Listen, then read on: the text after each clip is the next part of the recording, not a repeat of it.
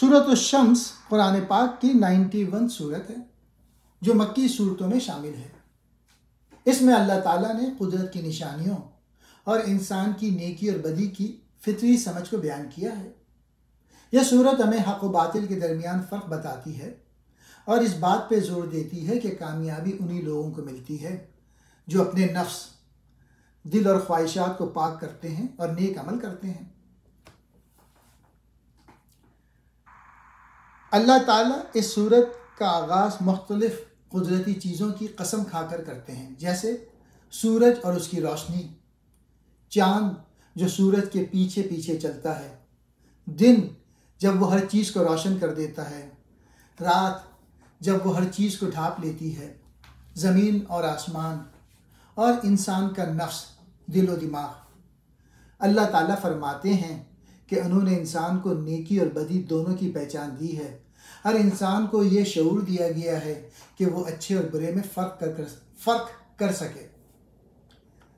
اللہ فرماتے ہیں کہ وہ شخص کامیاب ہے جو اپنے نفس کو پاک کرتا ہے، نیکیاں کرتا ہے اور برے کاموں سے بچتا ہے، اور وہ شخص ناکام ہے جو اپنے نفس کو گناہوں میں ڈبو دیتا ہے، بدی کا راستہ اپناتا ہے۔ اس کے بعد قوم سمود کا ذکر آتا ہے۔ یہ وہ قوم تھی جس نے اللہ کے نبی حضرت صالح علیہ السلام کی بات نہ مانی۔ انہوں نے اپنے غرور اور سرکشی میں اللہ کے حکم کو جھٹلایا اور اونٹنی کو قتل کر دیا جو اللہ کی نشانی تھی۔ اللہ تعالیٰ نے ان کے اس جرم کی وجہ سے انہیں سخت عذاب میں مبتلا کر دیا۔ یہ واقعہ ہمیں بتاتا ہے کہ جو لوگ اللہ کے احکام کو نظر انداز کرتے ہیں اور سرکشی کرتے ہیں وہ تباہ و برباد ہو جاتے ہیں۔ سورۃ اللیل قرآن پاک کی 92 سورت ہے جو مکی صورتوں میں سے ہے۔ اس صورت میں اللہ تعالیٰ نے انسان کے اعمال، نیکی اور بدی اور ان کے انجام کے بارے میں بات کی ہے۔ سورت کا مرکزی پیغام یہ ہے کہ انسان کو دنیا میں اپنے عمل کے مطابق جزا یا سزا ملے گی۔ اللہ تعالیٰ نیکی کرنے والوں کو کامیابی عطا کرتے ہیں جبکہ برے اعمال کرنے والوں کا انجام برا ہوتا ہے۔ اللہ تعالیٰ نے رات کی تاریکی، دن کی روشنی اور انسان کو پیدا کرنے کی قسم کھائی ہے۔ رات جب ہر چیز کو چھپا لیتی ہے، دن جب روشنی پھیلا دیتا ہے، اور انسان کے تخلیق ہونے کا ذکر کیا گیا جو مختلف صلاحیتوں اور فطری میلانات کے ساتھ پیدا ہوتا ہے۔ یہ سب اللہ کی قدرت کی نشانیاں ہیں۔ ان آیات میں انسان کے اعمال کے بارے میں بتایا گیا ہے۔ جو شخص اللہ کی راہ میں خرچ کرتا ہے، نیک کام کرتا ہے اور برائی سے بچتا ہے، اللہ اس کے لیے آسانی کا راستہ بنا دیتا ہے۔ لیکن جو شخص کنجوس ہے، اللہ کی باتوں کو جھٹلاتا ہے اور گناہوں میں مبتلا رہتا ہے، اللہ اس کے لیے مشکلات کا راستہ آسان کر دیتے ہیں، یعنی وہ برائی کی طرف بڑھتا جاتا ہے۔ اللہ تعالیٰ فرماتے ہیں کہ انسان کا مال اس کے کام نہیں آئے گا اگر وہ اپنے دل کو پاک نہ کرے۔ جو شخص حق کا انکار کرتا ہے اسے جہنم کا سخت عذاب بھگتنا پڑے گا۔ وہ بدبخت شخص جو اللہ کی آیت کو جھٹلاتا ہے اور گناہ کرتا ہے وہ جہنم میں ڈال دیا جائے گا۔ آخر میں اللہ تعالیٰ نیک لوگوں کے اوصاف بیان کرتے ہیں۔ جو لوگ اپنے مال کو اللہ کی رضا کے لیے خرچ کرتے ہیں، ان کا مقصد صرف اللہ کو خوش کرنا ہوتا ہے۔ ایسے نیک لوگ آخرت میں جنت کی نعمتیں پائیں گے اور اللہ ان سے خوش ہوگا۔ سورۃ الضحیٰ قرآن پاک کی 93 سورت ہے اور یہ مکی صورتوں میں شامل ہے۔ یہ صورت اس وقت نازل ہوئی جب کچھ دنوں تک وحی کا سلسلہ رک گیا اور کفار مکہ نے یہ کہنا شروع کر دیا کہ نعوذ باللہ، اللہ نے اپنے نبی صلی اللہ علیہ وآلہ وسلم کو چھوڑ دیا ہے۔ اس صورت میں اللہ تعالیٰ نے اپنے پیارے نبی صلی اللہ علیہ وآلہ وسلم کو تسلی دی اور ان کے مقام و مرتبے کو واضح کیا۔ اللہ تعالیٰ نے سورج کی روشنی اور رات کی تاریکی کی قسم کھا کر فرمایا، اے نبی صلی اللہ علیہ وآلہ وسلم، آپ کا رب نہ تو آپ کو چھوڑا ہے اور نہ ہی آپ سے ناراض ہوا ہے۔ اللہ تعالیٰ آگے خوشخبری دیتے ہیں کہ آپ کا مستقبل آپ کے ماضی سے بہتر ہوگا اور اللہ آپ کو اتنا عطا کرے گا کہ آپ راضی ہو جائیں گے۔ یہ اللہ تعالیٰ کے اپنے نبی صلی اللہ علیہ وآلہ وسلم سے محبت کا اظہار ہے اور اس میں امت کے لیے بھی پیغام ہے کہ مشکلات کے بعد آسانی آتی ہے۔ اللہ تعالیٰ نے نبی صلی اللہ علیہ وآلہ وسلم کو ان نعمتوں کی یاد دہانی کروائی جو انہیں پہلے عطا کی گئیں۔ آپ یتیم تھے مگر اللہ نے آپ کو سہارا دیا اور حفاظت فرمائی۔ اللہ نے آپ کو نبوت عطا کی اور صحیح راستہ دکھایا۔ آپ صلی اللہ علیہ وآلہ وسلم غریب تھے لیکن اللہ نے آپ کو غنی بنا دیا۔ آخری 3 آیات میں اللہ تعالی ہمیں یہ نصیحت فرماتے ہیں، یتیم کے ساتھ اچھا سلوک کریں، یتیموں کے ساتھ سختی نہ کریں بلکہ ان کا خیال رکھیں، سائل کو خالی نہ لوٹائیں، جو لوگ سوال کریں انہیں مایوس نہ کریں بلکہ جو ہو سکے ان کی مدد کریں، اللہ کی نعمتوں کا تذکرہ کریں، اللہ نے جو نعمتیں عطا کی ہیں ان کا ذکر کریں اور شکر ادا کریں۔ سورہ علم نشرح قرآن پاک کی 94 سورت ہے، یہ مکی سورت ہے اور اس میں اللہ تعالیٰ نے اپنے پیارے نبی صلی اللہ علیہ وآلہ وسلم کو تسلی دی ہے۔ اس میں مشکلات کے بعد آسانی کا وعدہ ہے اور نبی صلی اللہ علیہ وآلہ وسلم کو صبر اور شکر کی تلقین کی گئی ہے۔ اللہ تعالیٰ نے اپنے نبی صلی اللہ علیہ وآلہ وسلم سے فرمایا، اللہ نے آپ کو نبوت، علم، صبر اور دل کا سکون عطا کیا۔ اللہ نے آپ صلی اللہ علیہ وآلہ وسلم کو نبوت کی ذمہ داری دی مگر ساتھ ہی مشکلات کو آسانی کرنے کا وعدہ بھی کیا۔ اللہ تعالیٰ نے نبی صلی اللہ علیہ وآلہ وسلم کو خوشخبری دیتے ہیں کہ آپ صلی اللہ علیہ وآلہ وسلم کا ذکر دنیا میں بلند کیا گیا ہے۔ اذان، نماز اور ہر جگہ نبی کا نام اللہ کے نام کے ساتھ لیا جاتا ہے، جو اس آیت کی واضح مثال ہے۔ پس بے شک ہر مشکل کے ساتھ آسانی ہے، بے شک ہر مشکل کے ساتھ آسانی ہے۔ یہ آیت ہمیں ایک عظیم پیغام دیتی ہے۔ دنیا میں ہر مشکل کے بعد آسانی ضرور آتی ہے۔ اللہ تعالیٰ آزمائشوں کے ذریعے انسان کو آزماتے ہیں مگر ہر آزمائش کے بعد رحمت اور آسانی عطا کرتے ہیں۔ پس جب فارغ ہوں تو عبادت میں محنت کریں اور اپنے رب ہی کی طرف دل لگائیں۔ اللہ تعالیٰ نبی صلی اللہ علیہ وآلہ وسلم کو نصیحت فرماتے ہیں کہ جب آپ دنیا کے کاموں سے فارغ ہوں تو عبادت میں دل لگائیں اور صرف اللہ کی طرف رجوع کریں۔ یہ آیت امت کے لیے بھی پیغام ہے کہ ہمیں دنیاوی معاملات کے ساتھ ساتھ آخرت کی تیاری اور عبادت کا خاص خیال رکھنا چاہیے۔ سورۃ التین قرآن پاک کی 95 سورت ہے جو مکی صورتوں میں شامل ہے۔ اس صورت میں اللہ تعالیٰ نے انسان کی تخلیق، اس کے بلند مقام اور اچھے یا برے اعمال کے مطابق جزا و سزا کا ذکر کیا ہے۔ صورت کا پیغام یہ ہے کہ انسان کو نیک عمل کر کے اپنی اصل منزل یعنی آخرت میں کامیابی حاصل کرنی چاہیے۔ اللہ تعالیٰ کچھ اہم اور بابرکت چیزوں کی قسم کھاتے ہیں۔ والتین والزیتون یعنی انجیر اور زیتون کی قسم، یہ پھل صحت کے لیے فائدہ مند ہے اور علماء کے مطابق ان الفاظ کا مطلب روحانی نعمتوں کی طرف بھی اشارہ ہے۔ والطور سینین یعنی طور سینہ کی قسم، جہاں حضرت موسیٰ علیہ السلام کو اللہ تعالیٰ نے نبوت عطا فرمائی۔ وَهَٰذَا الْبَلَدِ الْأَمِينِ یعنی مکہ مکرمہ کی قسم، جو ایک امن والا شہر ہے اور جہاں اللہ کا گھر کعبہ موجود ہے۔ لَقَدْ خَلَقْنَا الْإِنسَانَ فِي أَحْسَنِ تَقْوِيمٍ اللہ تعالیٰ فرماتے ہیں کہ انہوں نے انسان کو بہترین ساخت میں پیدا کیا۔ انسان کو جسمانی، ذہنی اور روحانی صلاحیتوں کے ساتھ پیدا کیا گیا اور اسے اچھے اور برے میں فرق کرنے کا شعور عطا کیا گیا۔ پھر ہم نے اسے سب سے نیچے کی حالت میں لوٹا دیا، سوائے ان کے جو ایمان لائے اور نیک عمل کیے، ان کے لیے ختم نہ ہونے والا اجر ہے۔ یہاں اللہ تعالیٰ فرماتے ہیں کہ جو لوگ ایمان اور نیک عمل کے بغیر زندگی گزاریں وہ اپنے بلند مقام سے گر کر بدترین انجام کا شکار ہوں گے، لیکن ایمان اور نیک اعمال والے ہمیشہ کے لیے جنت کی نعمتوں کے حقدار ہوں گے۔ پس اے انسان، اب تمہیں کس چیز نے جزا و سزا کو جھٹلانے پر آمادہ کیا؟ اللہ تعالیٰ انسان سے سوال کرتے ہیں کہ جب تم جانتے ہو کہ تمہیں بہترین طریقے سے پیدا کیا گیا ہے اور تمہارے اعمال کا بدلہ ملے گا تو تم جزا و سزا کے دن کو کیوں جھٹلاتے ہو؟ کیا اللہ سب سے بڑا حاکم نہیں ہے؟ یعنی اللہ انصاف کرنے والا ہے اور وہ ہر انسان کو اس کے عمل کے مطابق بدلہ دے گا۔ سورۃ العلق قرآن پاک کی 96 صورت ہے اور یہ مکی صورت ہے۔ یہ قرآن مجید کی پہلی صورت ہے جس کی ابتدائی 5 آیات نبی اکرم صلی اللہ علیہ وآلہ وسلم پر غار حرا میں نازل ہوئیں۔ اس صورت میں علم کی اہمیت، اللہ کی قدرت، انسان کی سرکشی اور آخرت میں حساب و کتاب کا ذکر ہے۔ اقرا بسم ربک الذی خلق، پڑھیے اپنے رب کے نام سے جس نے پیدا کیا۔ اللہ تعالیٰ نے نبی صلی اللہ علیہ وآلہ وسلم کو وحی کے ذریعے علم کی اہمیت کا درس دیا۔ اللہ نے انسان کو علق جمے ہوئے خون سے پیدا کیا۔ یہ انسان کی تخلیق کے ابتدا کا ذکر ہے جو اللہ کی قدرت کی نشانی ہے۔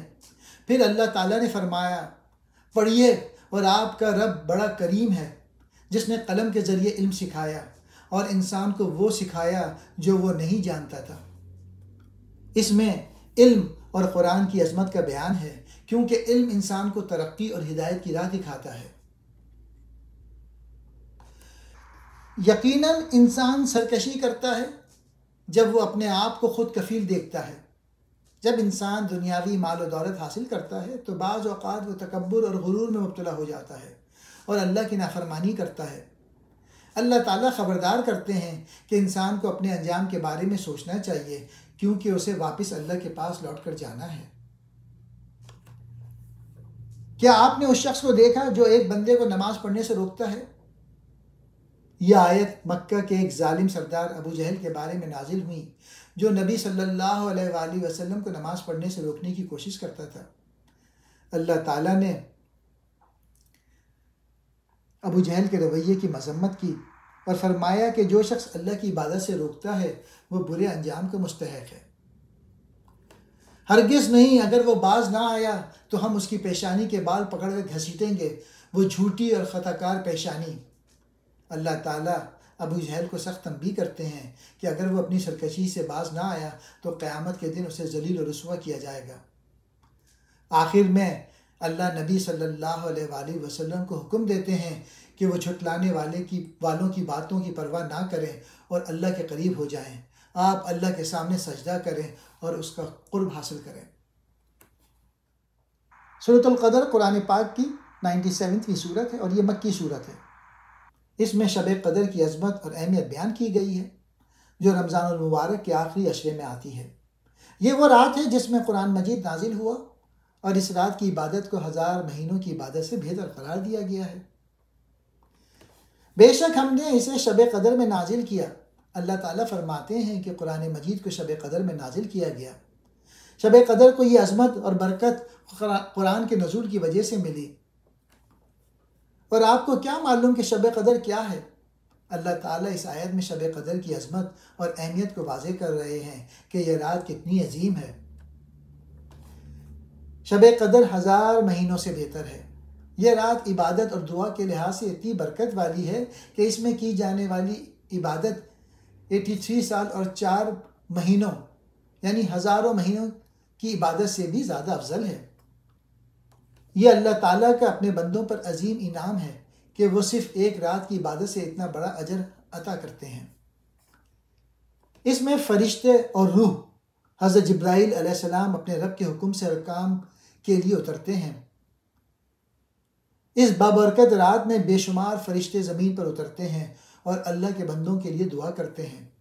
فرشتوں کے ساتھ حضرت جبرائیل علیہ السلام بھی اس رات میں خصوصی طور پر اترتے ہیں۔ یہ رات سراسر سلامتی کی رات ہے طلوع فجر تک۔ شب قدر طلوع فجر تک سلامتی، برکت اور رحمت سے بھری رہتی ہے۔ اس رات میں ہر طرف سکون، سلامتی اور اللہ کی رحمت نازل ہوتی ہے۔ سورۃ البینہ قرآن پاک کی 98ویں صورت ہے۔ اس صورت میں اللہ تعالیٰ نے واضح اور کھلی نشانیوں کے بارے میں بات کی ہے جو نبی اکرم صلی اللہ علیہ وآلہ وسلم کی نبوت اور حق کے بارے میں لوگوں کو بتائی ہیں۔ امپورٹنٹ پوائنٹ نمبر 1، کفار اور اہل کتاب کی گمراہی۔ اللہ تعالیٰ فرماتے ہیں کہ اہل کتاب، یہود و نصارہ اور مشرکین اس وقت تک اپنے غلط عقائد پر قائم رہے جب تک ان کے پاس ایک کھلی دلیل نبی اکرم صلی اللہ علیہ وآلہ وسلم اور قرآن نہ آ گئی۔ دوسرا، حضرت محمد صلی اللہ علیہ وآلہ وسلم کی آمد۔ اللہ نے اپنے نبی کو ایک پاکیزہ کتاب یعنی قرآن دے کر بھیجا جو سچائی اور ہدایت پر مبنی ہے۔ تیسرا، اہل کتاب کی نافرمانی۔ پہلے اہل کتاب یہود و نصارہ اللہ کے نبی صلی اللہ علیہ وآلہ وسلم کی آمد کے منتظر تھے، لیکن جب وہ آئے تو اکثر نے انکار کر دیا، حالانکہ ان کے پاس توریت اور انجیل میں پہلے سے ان کے آنے کی بشارت موجود تھی۔ چوتھا پوائنٹ، نیک اور بد لوگوں کا انجام۔ جو لوگ ایمان لائے اور نیک عمل کیے وہ بہترین مخلوق ہیں اور جنت میں جائیں گے جہاں ہمیشہ کی نعمتیں ہوں گی، جبکہ کفار اور نافرمان لوگ بدترین مخلوق ہیں اور وہ جہنم میں جائیں گے۔ سورۃ الزلزال قرآن پاک کی 99ویں سورت ہے جو مدینے میں نازل ہوئی۔ اس سورت میں اللہ تعالیٰ نے قیامت کے دن آنے والے زلزلے اور اس دن ہونے والے واقعات کا ذکر کیا ہے۔ پہلا پوائنٹ، زمین کا شدید زلزلہ۔ اللہ فرماتے ہیں کہ قیامت کے دن زمین بہت زور سے ہلائی جائے گی اور ہر چیز تہس نہس ہو جائے گی۔ دوسرا، زمین اپنے راز بتا دے گی۔ زمین پر جو کچھ بھی ہوا ہوگا وہ سب کچھ ظاہر کر دے گی۔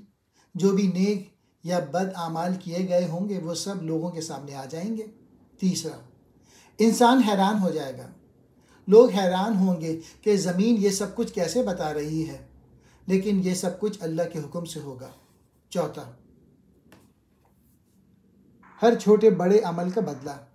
جس نے رتی برابر بھی نیکی کی ہوگی وہ اسے دیکھ لے گا، جس نے رتی برابر بھی برائی کی ہوگی وہ بھی اس کے سامنے آ جائے گی۔ سورۃ العادیات قرآن پاک کی 100ویں سورت ہے جو مکے میں نازل ہوئی۔ اس سورت میں اللہ تعالیٰ نے جنگی گھوڑوں کی مثال دے کر انسان کی ناشکری اور قیامت کے دن اس کے اعمال کے بدلے کا ذکر کیا ہے۔ پہلا پوائنٹ، گھوڑوں کی مثال۔ اللہ تعالیٰ ان گھوڑوں کی قسم کھاتے ہیں جو جنگ میں تیزی سے دوڑتے ہیں، جن کے قدموں سے چنگاریاں نکلتی ہیں اور جو دشمنوں پر اچانک حملہ کر دیتے ہیں۔ دوسرا، انسان کی ناشکری۔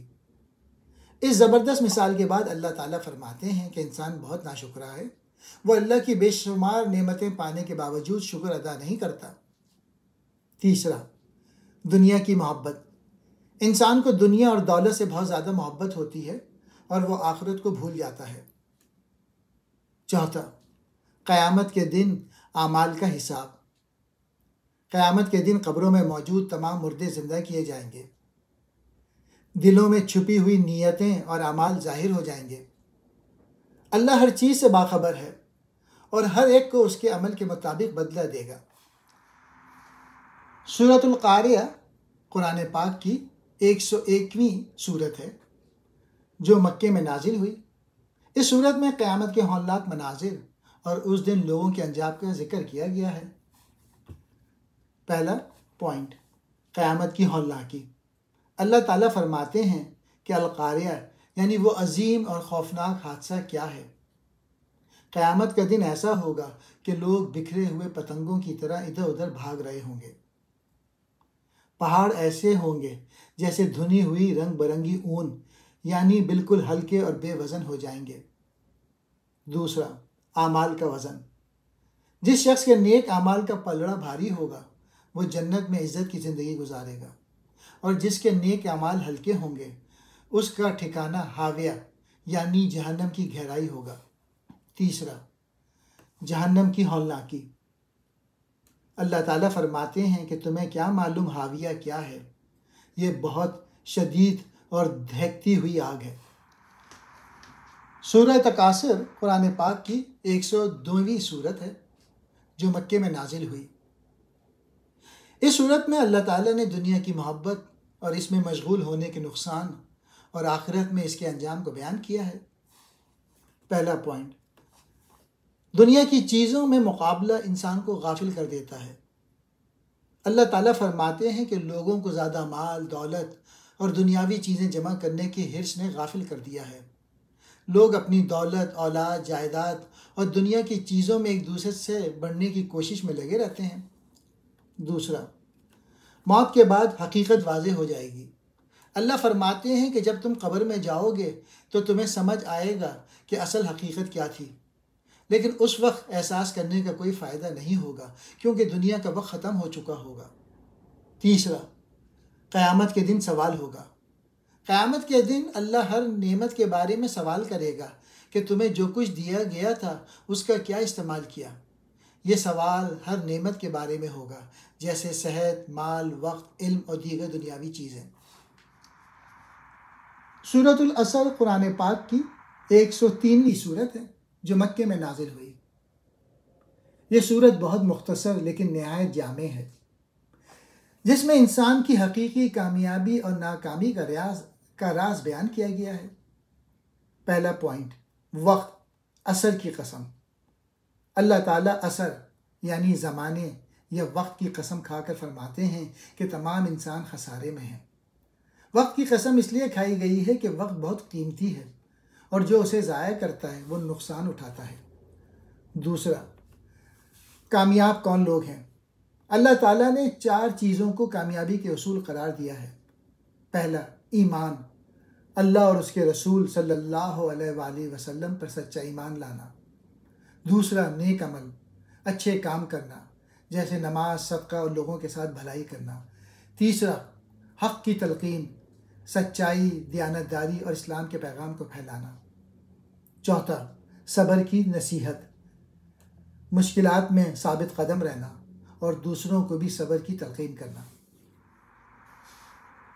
سورۃ الہمزہ قرآن پاک کی 104ویں سورت ہے جو مکے میں نازل ہوئی۔ اس سورت میں غیبت، دوسروں کا مذاق اڑانے اور مال و دولت پر غرور کرنے والوں کے انجام کا ذکر کیا گیا ہے۔ پہلا نکتہ، دوسروں کی برائیوں کرنے والوں کے لیے وعید۔ اللہ تعالیٰ فرماتے ہیں کہ ہلاک ہے ان لوگوں کے لیے جو دوسروں پر طنز، غیبت اور عیب جوئی کرتے ہیں، جو لوگوں کو حقیر سمجھ کر ان کی عزت خراب کرتے ہیں۔ دوسرا، دولت پر غرور اور گمان۔ کچھ لوگ مال و دولت کو ہی سب کچھ سمجھتے ہیں اور اسے جمع کر کے یہ خیال کرتے ہیں کہ وہ ہمیشہ زندہ رہیں گے، لیکن یہ سوچ غلط ہے کیونکہ دولت انسان کو ہمیشہ نہیں بچا سکتی۔ تیسرا، دوزخ کا ہولناک عذاب۔ اللہ تعالیٰ فرماتے ہیں کہ ایسے لوگ جہنم کی آگ میں ڈالے جائیں گے۔ یہ آگ حطمہ کہلائی گئی ہے جو دلوں تک پہنچ جائے گی اور ہر چیز کو جلا کر راکھ کر دے گی۔ جہنم کی آگ انہیں بند کر دی جائے گی اور وہاں سے نکل نہیں سکیں گے۔ سورۃ الفیل قرآن پاک کی 105ویں سورت ہے جو مکہ میں نازل ہوئی۔ اس سورت میں اللہ تعالیٰ کے ایک عظیم معجزے کا ذکر کیا گیا ہے جب اللہ نے ہاتھیوں کے لشکر کو ہلاک کر دیا تھا۔ پہلا نکتہ، ابراہہ کا حملہ۔ یمن کے بادشاہ ابراہہ نے مکہ پر حملہ کرنے کے لیے ایک بڑا لشکر تیار کیا جس میں ہاتھی بھی شامل تھے۔ اس کا مقصد کعبہ، اللہ کے گھر کو تباہ کرنا تھا تاکہ لوگ اس کے بنائے ہوئے دوسرے عبادت خانے میں عبادت کریں۔ دوسرا نکتہ، اللہ کی مدد۔ جب ابراہہ کا لشکر مکے پر حملہ کرنے کے لیے آیا تو اللہ نے چھوٹے پرندے ابابیل کو بھیجا۔ یہ پرندے چھوٹے پتھر لیے ہوئے تھے جو انہوں نے ابراہہ کے لشکر پر پھینکے اور وہ ہلاک ہو گئے۔ تیسرا، لشکر کا انجام۔ اللہ تعالیٰ فرماتے ہیں کہ وہ طاقتور فوج چبائے ہوئے بھوسے، کھائے ہوئے پتوں کی طرح ہو گئی، یعنی مکمل تباہ ہو گئی۔ سورۃ القریش قرآن پاک کی 106ویں سورت ہے جو مکے میں نازل ہوئی۔ اس سورت میں قریش قبیلے پر اللہ تعالیٰ کی نعمتوں کا ذکر کیا گیا ہے اور انہیں شکر ادا کرنے کی ہدایت دی گئی ہے۔